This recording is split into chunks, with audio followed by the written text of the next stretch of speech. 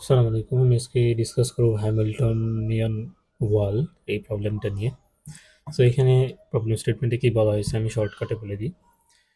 এখানে আমাদের বলা হয়েছে যে আমাদের একটা two into two into M সাইজের আমাদের একটা গ্রিড দেওয়া আছে, মানে যেখানে আমাদের দুইটা রো থাকবে এবং অসংখ্য কলাম থাকতে পারে, এমন একটা গ্রিড দেওয়া আছে। এই গ্রিডটার কিছু কিছু সেল আছে ব্ল্যাক এবং কিছু কিছু সেল আছে হোয়াইট।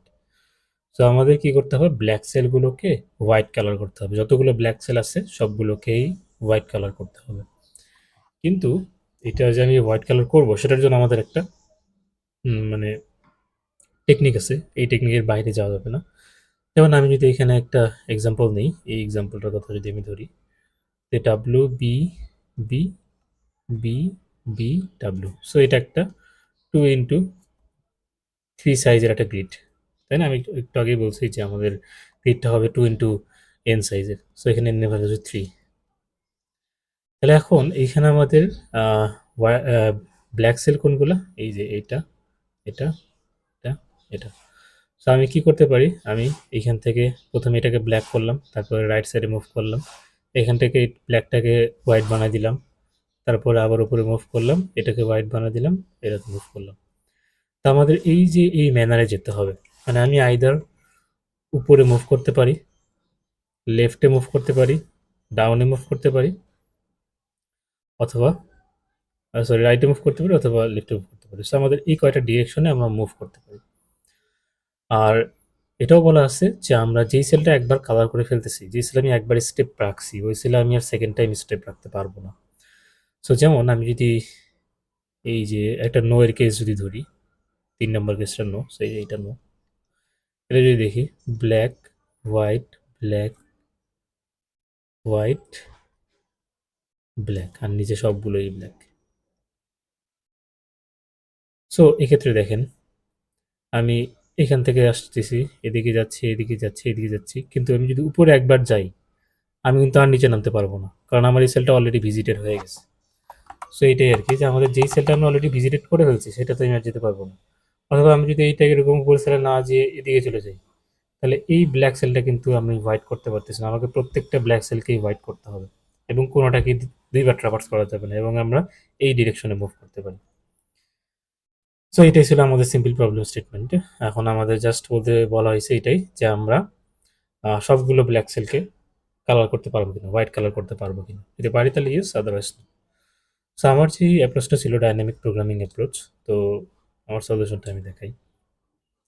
এখানে প্রথমে আমি কি করছি, আমি হচ্ছে যে যেহেতু আমার এটা 2 সাইজের একটা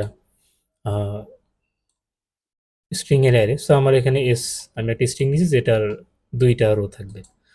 সো আমার এই যে এখানে আমি পরে এই দুটাকে ইনপুট নিছি, ইনপুট নেওয়ার পর আমি এই যে আমার সেই ডিপি ফাংশনটাকে আমি কল করে দিয়েছি।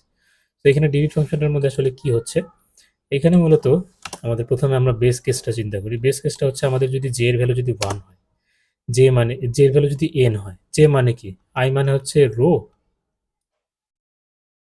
আর জে মানে হচ্ছে কলাম, আমরা জানি। সো যেটা যদি এন হয়ে যায় তার মানে কি আমি লাস্ট কলামে আছি, সো লাস্ট কলামে যদি পৌঁছে যেতে পারি তাহলে তো আমাদের রিটার্ন 1, মানে আমি, হ্যাঁ আমার ইয়েস, অ্যান্সার ইয়েস, যদি আমি লাস্ট কলাম পর্যন্ত যেতে পারি। আর যদি এমন হয় যে আমি কোনো একটা পজিশন পাইছি যেখানে আমার হচ্ছে যে উপরে নিচে আশেপাশে যেখানে আমি যাই না কেন সব জায়গায় হোয়াইট, তাহলে তো সেই পজিশনের ক্ষেত্রে তো আমাদের রিটার্ন মানে অ্যান্সার থাকবে না, তাই না? সেই ক্ষেত্রে আমরা অ্যান্সার রিটার্ন করে দেবো 0। যেমন এরকম একটা কেস আমি দেখাইছিলাম এখানে, এই যে। সেই যে ঠিক আছে, এরকম হইতে এটা না, এরকম হইতে পারে এরকম যে ব্ল্যাক হোয়াইট হোয়াইট, তারপর হচ্ছে আমাদের black white white black. So এরকম যদি হয় তাহলে আমি এইখান থেকে নিচে নামলাম, এরপর আমার আশেপাশে আমি যেখানে যেতে চাই না কেন সবগুলো ভ্যালিড সেলেই কিন্তু হোয়াইট আছে, ব্ল্যাক নাই, তার মানে আমি তো মুভ করতে পারবো না। সো আমি শুধুমাত্র ব্ল্যাক থেকে আরেকটা ব্ল্যাক সেলেই মুভ করতে পারবো, হোয়াইট সেলে মুভ করতে পারবো। সো এই জন্য এই ধরনের কেস যদি পাই তাহলে আমাদের রিটার্ন 0 করে দিতে হবে। এবং তা না যদি হয় তাহলে আমি এখানে কি করব, এইটা দ্বারা বোঝাচ্ছে যে আমি যেই আমার যেহেতু দুইটাই রো, তাই না? প্রথম রোটা হচ্ছে 0 নম্বর রো, 0th রো, সেকেন্ড রোটা হচ্ছে 1th রো। তাই না? তাহলে আমি কি করতে পারি? আমার আমার হয় উপরে যেতে পারি অথবা নিচে নামতে পারি। তাই না? সো এই 1 মাইনাস i দিয়ে এটাই বুঝায় যে 1 মাইনাস i।